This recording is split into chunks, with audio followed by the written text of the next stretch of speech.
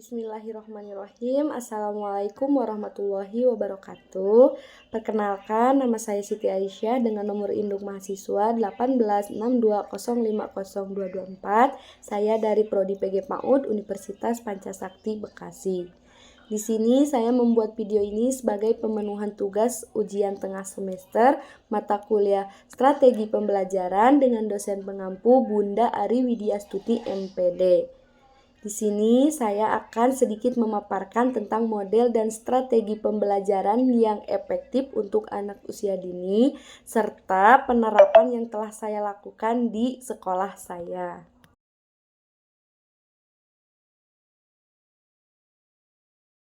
Usia dini merupakan kesempatan emas bagi anak untuk belajar, di mana usia ini merupakan usia keemasan atau golden age. Pada masa ini, pertumbuhan dan perkembangan anak berkembang dengan sangat pesat, baik itu pertumbuhan fisik motoriknya maupun perkembangan kognitifnya. Pendidikan anak usia dini mempunyai karakteristik yang beragam, di mana karakteristik ini bersifat unik atau khas, baik itu dalam bersikap, dalam perhatiannya, dalam minat dan bakatnya, bahkan dalam kemampuan belajarnya.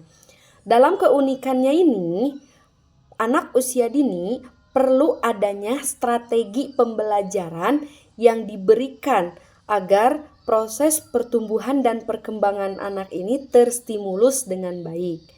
Dengan diberikannya strategi pembelajaran yang efisien, diharapkan anak usia dini mampu mengembangkan potensi dan kemampuan dasarnya, mengembangkan sikap dan minat bakatnya, serta membangun dasar kepribadian dan sikap mental yang positif.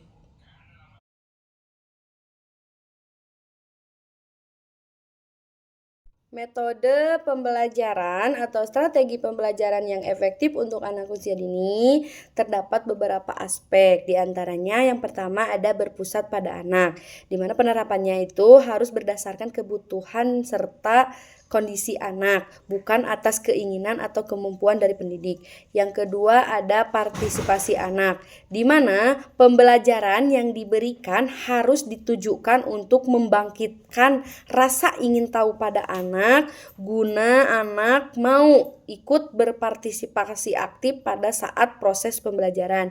Yang ketiga, bersifat fleksibel, di mana pembelajaran yang diberikan harus bersifat dinamis atau lentur serta terstruktur untuk dapat disesuaikan dengan kondisi dan cara belajar yang dimiliki anak. Yang keempat, perbedaan individual, di mana harus adanya perbedaan antara anak satu dengan anak yang lainnya, tidak boleh sama, baik itu pun contoh semisal anak kembar tetap harus berbeda. Yang kelima ada holistik integratif, di mana pembelajaran pada anak tidak terpisah. Bagian-bagiannya itu tidak terpisah seperti pertimbangan dalam pembelajaran, melainkan terpadu atau menyeluruh terkait antara satu bagian dengan bagian lainnya. Berbagai strategi pembelajaran yang efektif yang telah dilaksanakan di sekolah saya yaitu di PAUD Kober Asyamsi. Yang pertama yaitu pembelajaran dengan metode bermain atau permainan, di mana dengan metode bermain ini selain mengasyikkan dan menyenangkan untuk anak usia dini, juga mampu mengembangkan berbagai aspek perkembangan, baik itu perkembangan fisik motoriknya, seninya, kognitifnya, bahasanya, dan lain sebagainya. Yang kedua, dengan metode pembelajaran melalui media visual, baik itu mewarnai, menggambar, melukis, finger painting, menonton video, dan lain sebagainya. Yang ketiga yaitu pembelajaran dengan berbagai aktivitas yang interaktif seperti senam, kemudian bermain peran sederhana, market day yang seperti itu mungkin contohnya. Yang keempat yaitu pembelajaran dengan literasi atau membaca, yaitu pembelajaran yang diberikan atau yang disampaikan melalui buku-buku cerita, buku-buku dongeng, dan lain sebagainya.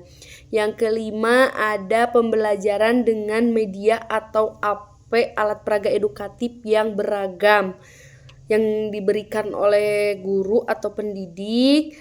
Dengan apa yang beragam ini, anak akan merasa senang dan antusias. Yang keenam ada pembelajaran secara langsung, di mana anak diajak belajar melalui atau secara langsung, di mana contohnya seperti outing class, anak mengamati langsung objeknya, misalkan outing class ke kandang sapi misalkan. Nah, anak diajak belajar secara langsung ke tempat itu atau di outdoor. Yang selanjutnya ada pembelajaran yang diberikan selaras dengan orang tua. Maksudnya pembelajaran yang disampaikan di sekolah harus balance atau harus seimbang dengan pembelajaran atau pendidikan yang di rumah yang diberikan oleh orang tua.